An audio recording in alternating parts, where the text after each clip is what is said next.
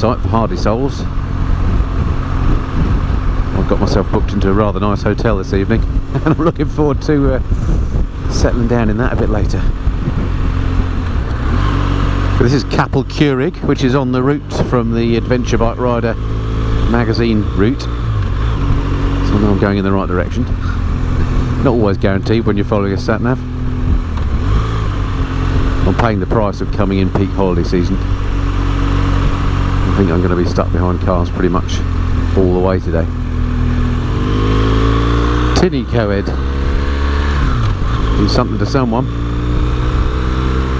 Views are just getting better and better. I love the mountains.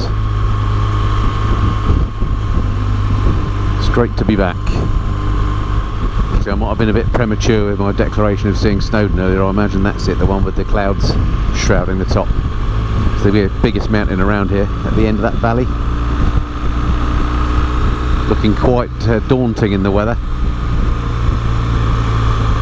We're heading up sort of round the back of it, so it should be a cracking ride. Photo spot if ever I saw one. Wow, look at that. Looking a little bit choppy on the lake. Not a day for a swim. Right, I'm going to see if I get a photograph.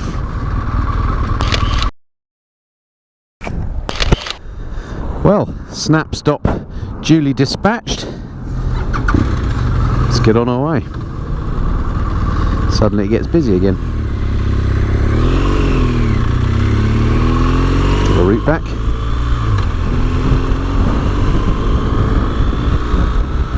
It's mightily windy today. The big old GS with its panniers acting like sails. You have to sort of lean into it. Oh, there's a lay-by there that may have made a better shot. Oh well. Oh, what a beautiful place. There's one green and verdant valley. If you just dumped me here and said, where are you? I would actually say Scotland. And yet this is far closer to home. We really are spoilt in the UK. I say that on every one of these tours, but we have such diverse landscapes available to us within a relatively short distance. You really owe it to yourself to get out on your bike and come and explore them.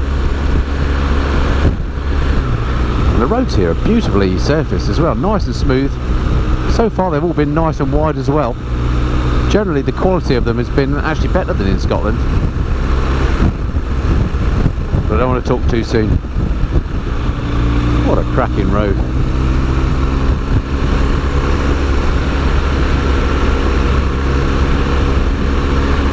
Why wouldn't you want to do this?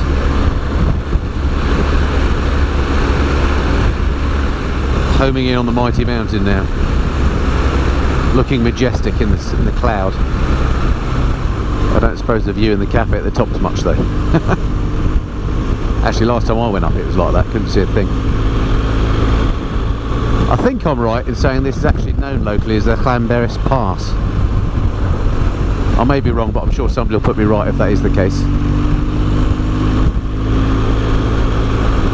And it does remind me in a sort of an obvious kind of way of Glencoe. The scale's not far off. Maybe the mountains aren't quite so high, it's not quite so bleak, but it's very beautiful all the same. I hope the GoPro is capturing some of this. They never, you know, I'm always a bit disappointed when I get back and start editing these videos. It never captures quite how amazing these views are. The way the light's just caught on that slope there, it's absolutely beautiful. I'm loving it. Okay, just coming into Gwynedd now, or Gwynedd to the uneducated amongst us. Pretty sure it's pronounced Gwynedd. And it's obviously a popular spot. Look at all these cars parked here. Right, I need to turn here.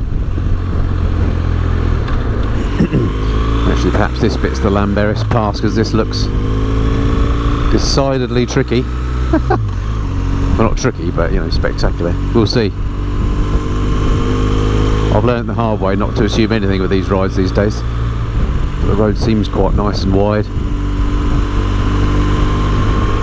Wow, this is stunning. Now we are getting some views. Look at that beautiful valley. Wow. I can see why the guys at Adventure Bike Rider put this road in. Look at that. It's like an alpine pass, this. Again, the GoPro won't capture it, but these drop-offs are quite huge. And we're very high here, or it feels very high. Unbelievable.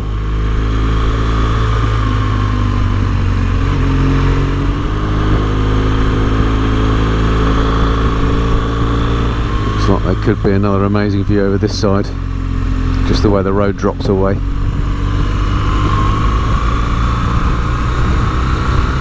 Oh yes. Look at that. It's awful busy coming up the pass. So yeah, that's an opportunity. Follow that Jaguar.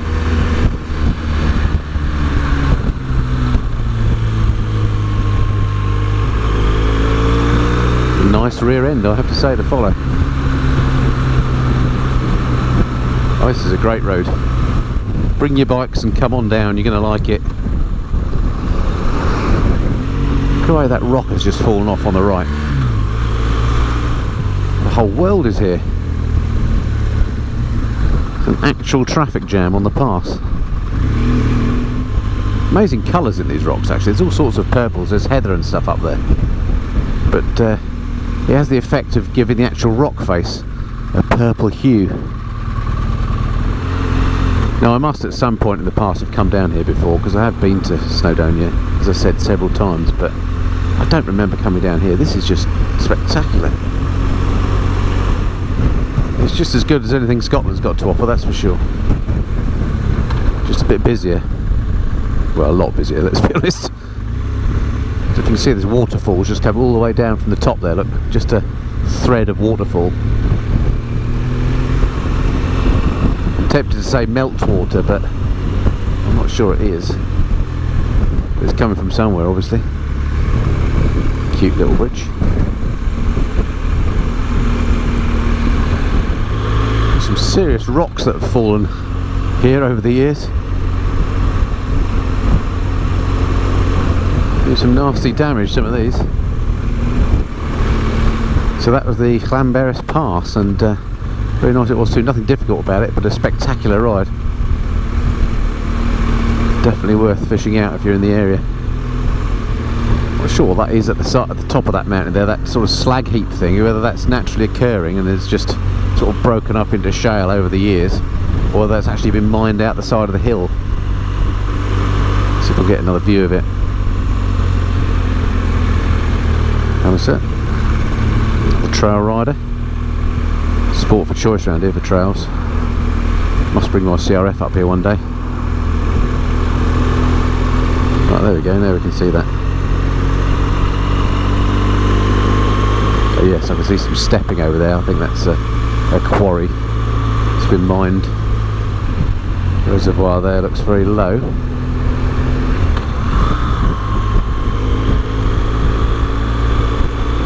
Which is unusual, because actually Snowdonia is one of the wettest places in the country, as I've found out. But statistically it gets the highest rainfall in the United Kingdom, I think. It's like they're building some sort of centre over there. I wonder if there's trails and things in that quarry now, if it's disused. They're going to make some sort of leisure facility out of it. It's a guess. Take back what I said about the road surfaces. Pretty bumpy, this bit. Very rarely straight though, so great riding nonetheless. Actually, there's some massive sluice gates there. I wonder if that's a hydro, some sort of hydro electric facility. Just trying to remember where that the one that's in the mountain is. That could well be it. I'll think of the name later. It'll come to me and I'm thinking of something else. The one that Carol Vorderman used to work at, you know the one. Okay, just coming to Llanberis now, and this is where the railway goes from. I mentioned earlier, here we go, in fact here's the station on the left. Always busy. You have to book your tickets well in advance, otherwise you're disappointed. And that's the easy way to get up Snowdon, by train. It's quite good fun, but very expensive, I seem to remember. Right, okay, so we've made it to Llanberis. I need to stop somewhere and put the next waypoint in according to the route. So let's where can we stop that makes sense? Electric Mountain. I think that is the hydro scheme that I was referring to. Just can't remember what the heck it was called. Right, let's turn around here and have a look at what our next waypoint needs to be. Okay, so after Llanberis, it's Carnarvon, which is there, not far away at all. Where to?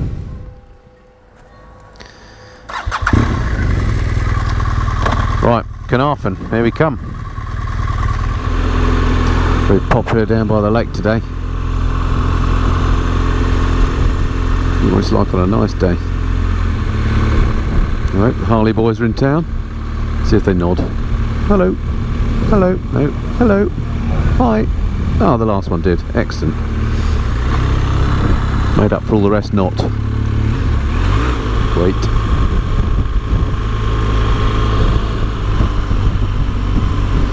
Snowdonia National Park, not immune to white vans, of course.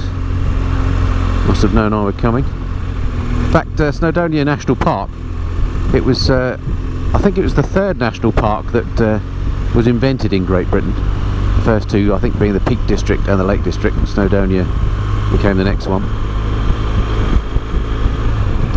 And there's a little chunk in the middle of the national park that isn't national park, that surrounds one of the towns. Can't remember the name of the town now. Again, my memory's fading me today. But there's I think it's a slate mine in that town, so the National Park Authority thought that they probably wouldn't want to be stopped from doing their quarrying because of all the restrictions that national parks put you on it, so specifically excluded that from the national park, even though it's completely surrounded by it. So that's quite neat, I think. For those of you watching in other countries that don't know about our national parks, we have this system where we basically protect areas of outstanding national beauty, or natural beauty I should say, and by declaring it a national park, and then there's a particular level of planning and so on that you have to go through if you want to build more buildings or do any industry or anything like that. So it just protects that area of outstanding natural beauty. Also pushes the house prices up, so if they invent a new national park, suddenly you find there's a bit of a dividend on your house, which is quite nice. So they can be quite divisive. Hello. Hello. No nodders there. I wonder if it's because I'm on a GS. I must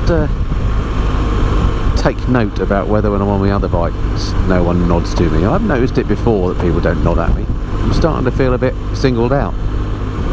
Perhaps it's the GS factor. For some reason people don't like GSs, I don't know why.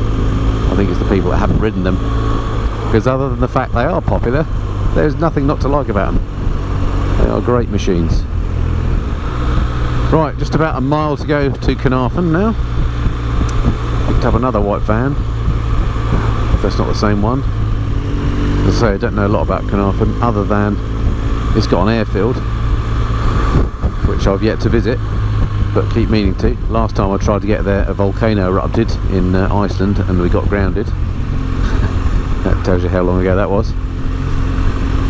And it's got a castle there, which is worth a look round if you're in the area. Did that with my kids a few years back. Very interesting. Very busy area as well, I seem to remember it was at the time. So I don't know whether I'm going to actually see the castle here now. Right, this is the end of the road as far as the sat-nav is concerned. This is Carnarvon, so let me just find another car park. I will stick the next waypoint in. Just pull over here and see what the next waypoint is according to the magazine article.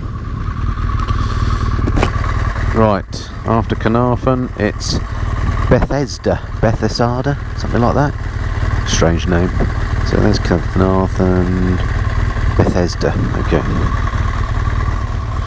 Right, this is the map. It sort of goes up and down, and then on here, up and down. That's the route. Only 12 miles. Bethesda, or whatever you're called. Here we come. We fact, look, there is the castle right in front of us. Don't know if you can see them over the buildings there. Right there. Okay.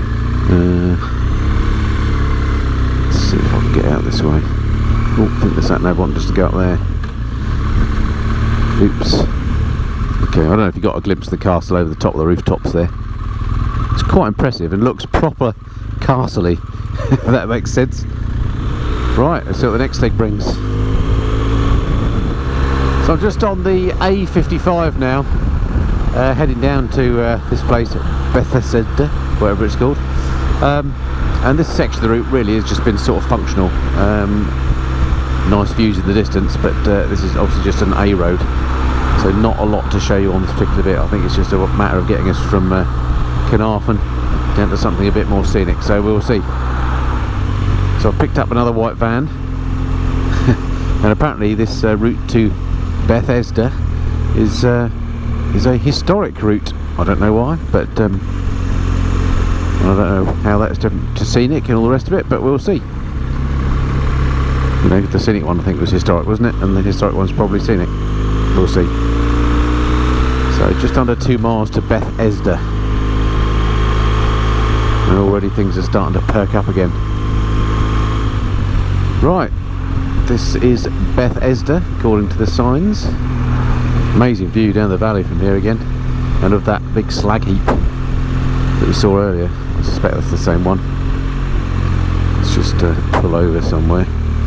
Do the sat nav. It'll do, I think. Right, what's next?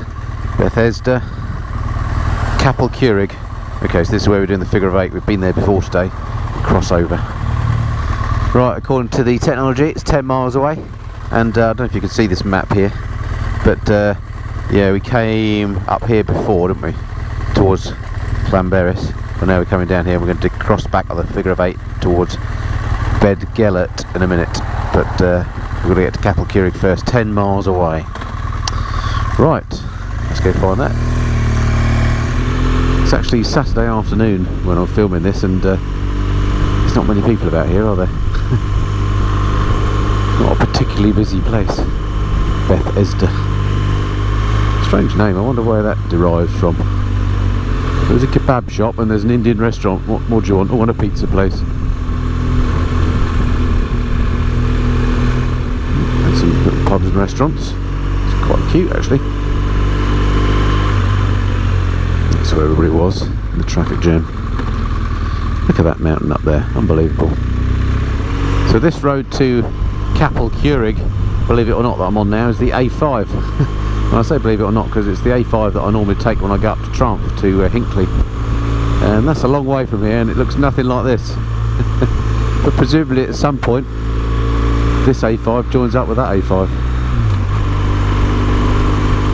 but they could not be any different sorts of roads at either end.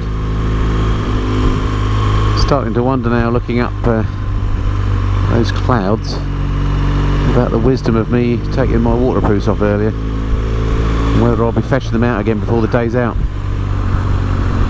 I hope not, because you feel all sort of trussed up in them, but they do keep you absolutely bone dry. And as I've only got my jeans on and a jacket that's not particularly waterproof, well, it's a wax jacket, so it's not too bad, but nonetheless it would get saturated. I do need to carry them. That's where the old tank bag comes in really handy actually, because I can get my waterproofs in there. My waterproofs and all my electronic gadgets and my wallet and stuff, valuable things that I can take off when I stop for lunch, are all in there. Invaluable, the old tank bag. Wow, look at this.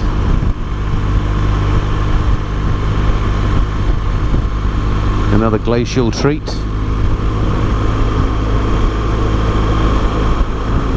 More sheep.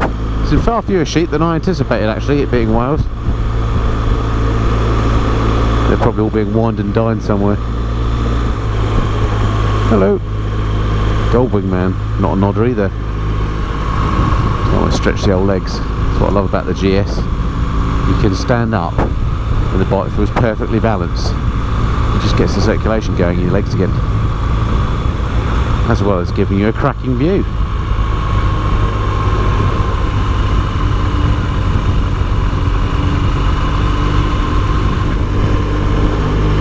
Well, this bit of the A5 is epic. Fabulous road. And stunning scenery. Gosh, there are houses tucked down there. Always amazes me the hardy types that live in these sorts of dwellings. It's a couple of houses, in fact. Number one, the postman's got a heck of a way to go to deliver the letters. Not to mention, I imagine putting your bins out on a Tuesday morning's a bit of a drag, because you probably have to bring it all the way to the main road. These are the practical things that strike me when considering buying a rural property. Alright, another biker. Hello, sir. Was that a nod? Not sure. Well, imagine this on a beautiful hot summer's day with blue skies. It would be brill. It's pretty good now. On a cold, dreary summer's day. Down at the water's edge.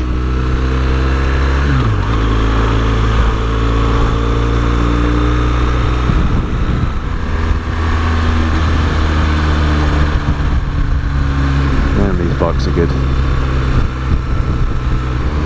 Right, I've managed to lose the traffic that I was stuck behind.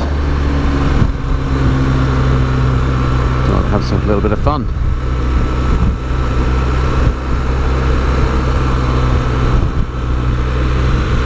Yeah! What a great road.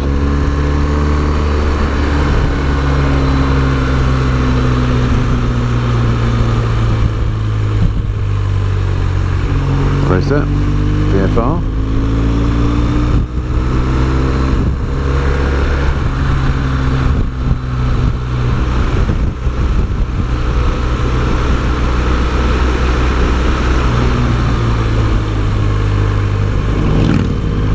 Capel Curig.